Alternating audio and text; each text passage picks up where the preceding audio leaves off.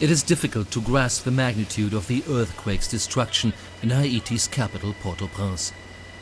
Even an aerial inspection does not reveal its full extent. While many roofs seem undamaged, structures underneath most of them have collapsed. More than 100,000 people have died here.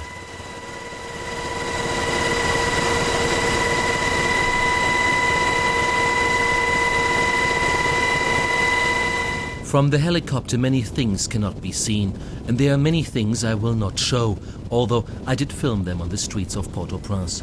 The recovery of the bodies and those dying on the streets. Those things that I wish I had never seen. I arrived in Port-au-Prince less than 2 days after the earthquake struck. A city in chaos. The presidential palace, like other multi-story buildings, had collapsed. Slums built on mountain slopes slid downhill. Locals dig with simple tools in the rubble to find survivors. But those rescued have little chance to find a doctor because most hospitals collapsed as well. There's no more infrastructure, no more support left. Where do you find food? We don't have money, no food, no water.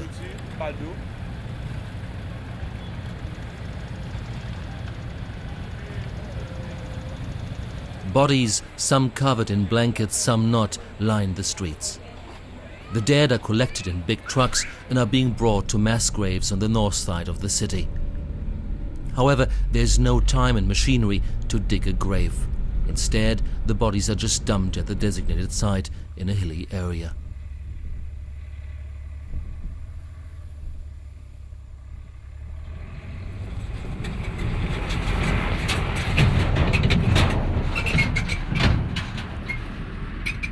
It is shocks like this one that are in stark contrast with the moments of joy I experience. Joy at the sight of the world coming together, joy at the sight of industrial and developing countries chipping in and coming to the rescue of Haiti. Joy about the enthusiasm of soldiers and volunteers alike.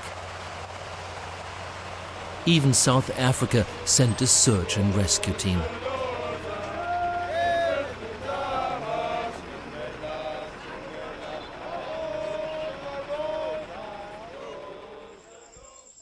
Three colleagues of Germany's newspaper Frankfurter Allgemeine share these moments of tragedy and hope with me. We are staying in the same house, drive around town by day and work at night. There is little time to sleep.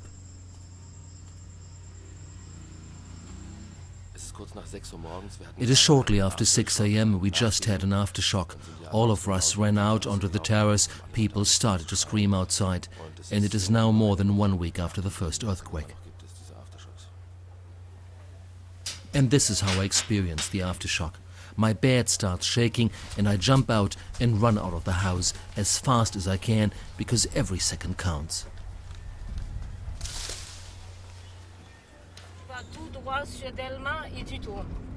A few hours later, our host, who has German roots, is on alert. Anne-Rose Schön got news that looters have entered her damaged downtown office. She organizes police and rushes to inspect the site.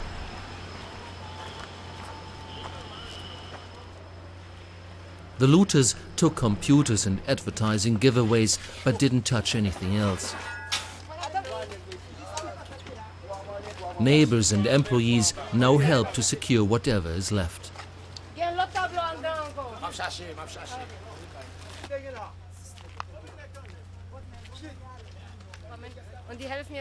They all helped me to move things from the office. We couldn't do it before, but because of the aftershock, the building has moved and things are accessible now. And there is a lesson to be learned. Good intentions alone are not enough. By handing out some leftover marketing shirts, the employees trigger a fight down on the street. However, no fists are flying and the crowd ultimately remains peaceful.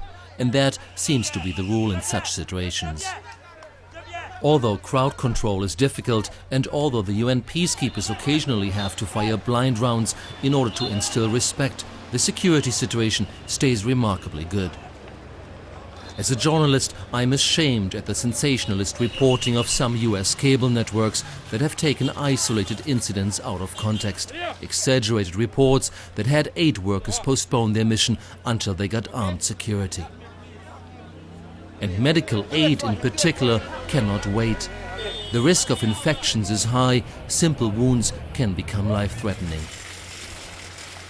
Hospitals have to improvise, patients' beds have to be rolled outside onto parking lots.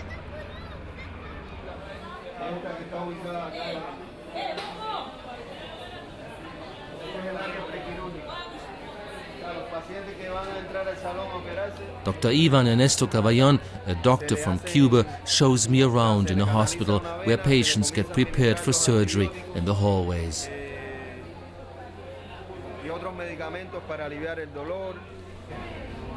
And sometimes I have a hard time watching the suffering. This is one of those moments. A mother pulls the blanket away to show me her daughter's wound. She's 6 years old, the house collapsed and cut her foot off. The wound is still infected. And again, shock and hope follow each other closely. There's news that survivors did send a text message from underneath the rubble of a collapsed university. Rescue teams get ready. José de León, Alex Lugo, Jota Rosa, Miguel Hernández, presente. Moreno, Gautier, Castro, Bonet. Specialists from Puerto Rico and Costa Rica bring in dogs and high-tech electronic detection equipment. Then it is time to be absolutely quiet so that potential signals from underneath the rubble can be picked up.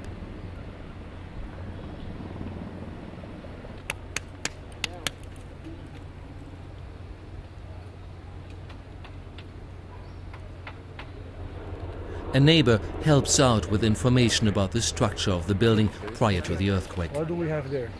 There was an old cafeteria over there. Okay. And then the rest is class, up to 5 floors. Third?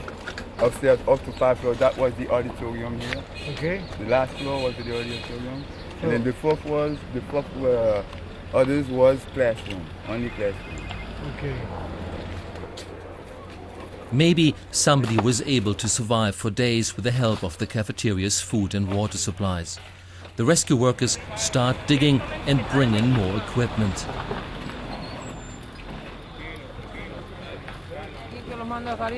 Doctors get ready for emergency procedures. And the sensors send new signals of hope.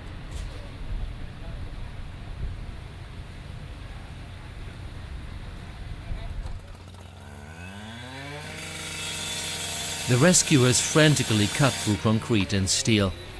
But after digging for 6 hours, the mood has changed. No signals are being picked up anymore. The mission is being cancelled.